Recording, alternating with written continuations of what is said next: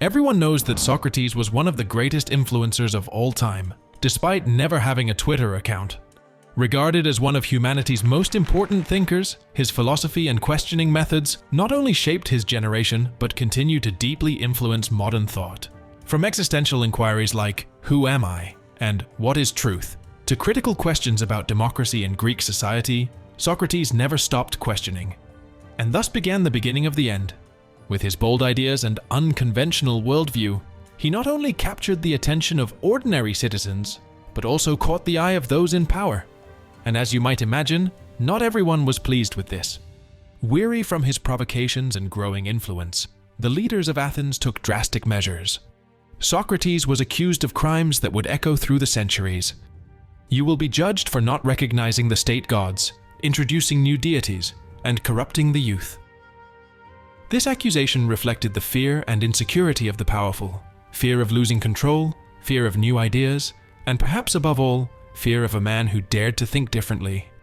Socrates was about to face the greatest challenge of his life, not for a crime he committed, but for being true to his convictions. Today, we will explore how the death of Socrates changed the world.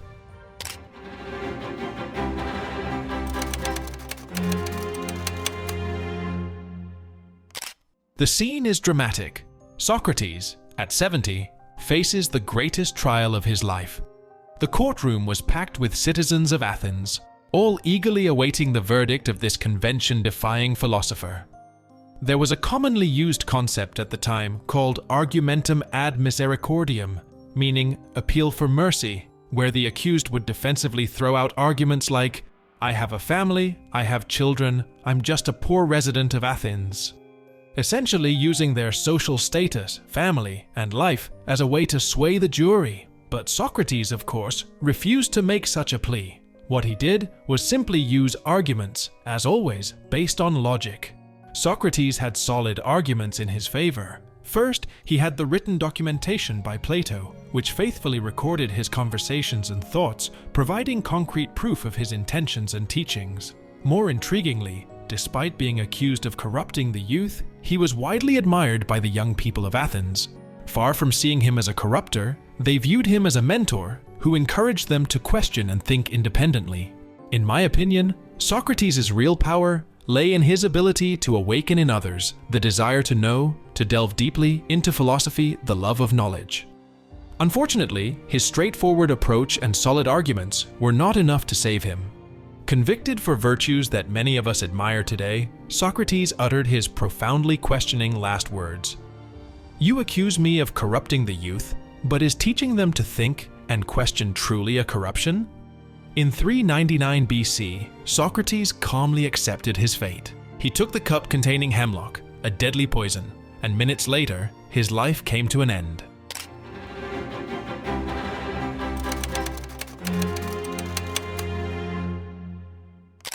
Little is known about what happened inside those jail cells, but what we do know is that just before dying, Socrates uttered one of his most beautiful phrases. "The time of departure has arrived. I to die, and you to live." Socrates was aware of his influence on the minds of the youth and knew the power his death carried. One of the most influential portrayals of this crucial moment is the painting The Death of Socrates by Jaccques-Luis David. This masterpiece not only captures the emotion and intensity of Socrates' final moment, but also reflects on the ideals of virtue and knowledge he upheld until the end. In this painting, David not only illustrates the drama of the moment, but elevates Socrates to an almost divine status.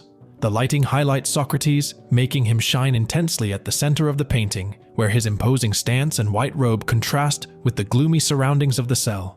Details like the discarded chains on the floor and the rough textures of the prison walls add layers of realism and symbolism.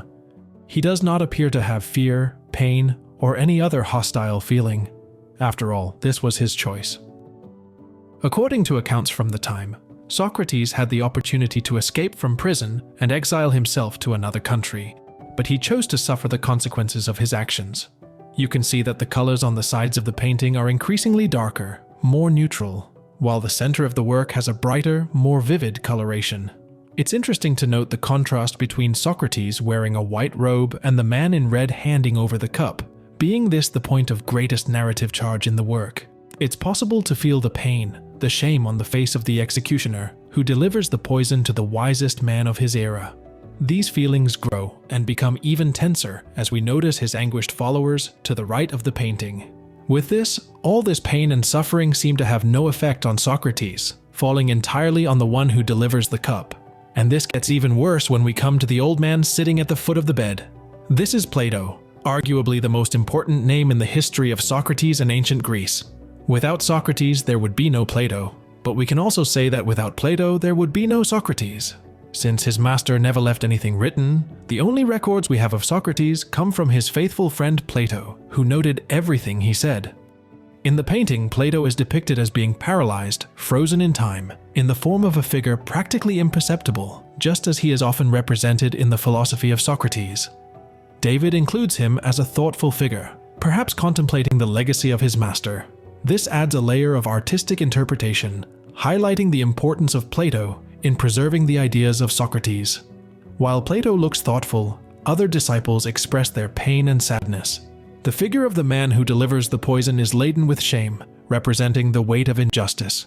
In this painting, David not only narrates a historical event, but also criticizes the brutality of injustice and celebrates intellectual courage.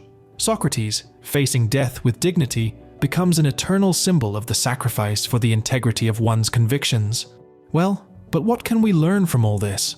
What did the world realize after the end of an era? And how did the death of Socrates change the world?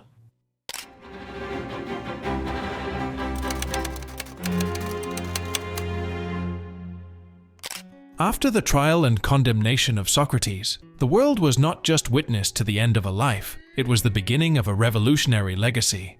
His choice to die rather than renounce his convictions ignited a flame of questioning and criticism that was not limited to the borders of Athens, but spread throughout the known world and shaped Western thought for future generations.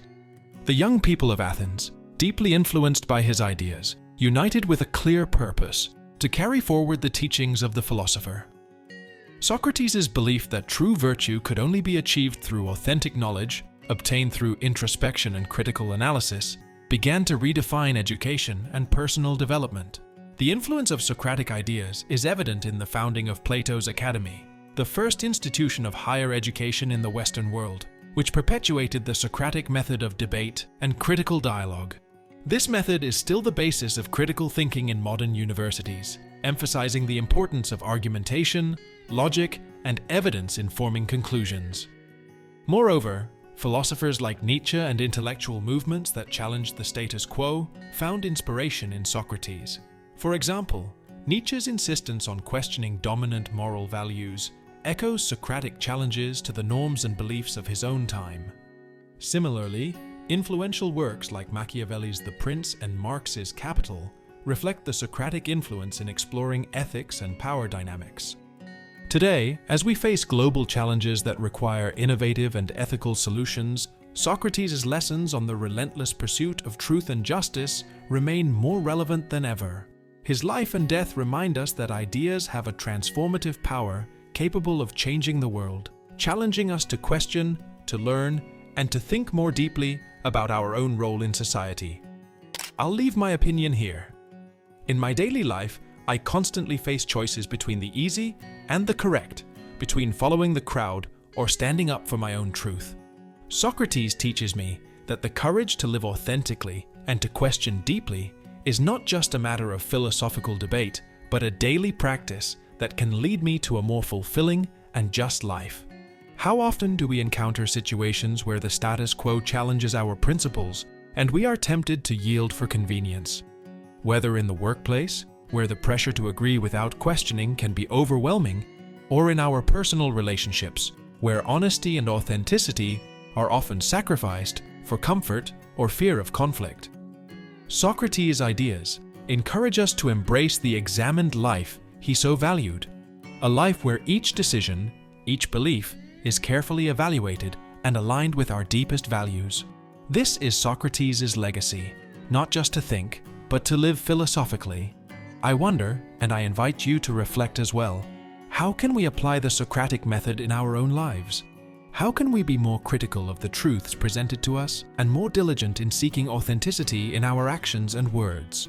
In a world that often values speed over depth, the ability to ask the right questions is undoubtedly one of the most powerful tools we have. As we draw inspiration from Socrates, we can face contemporary challenges with an open mind, ready to question not just the norms but also ourselves, in pursuit of a more just society and a better world. If you're interested, I'll leave a video here where I tell the whole story of Socrates from his birth to his death. Don't forget to subscribe to the channel so you don't miss any videos. Thank you.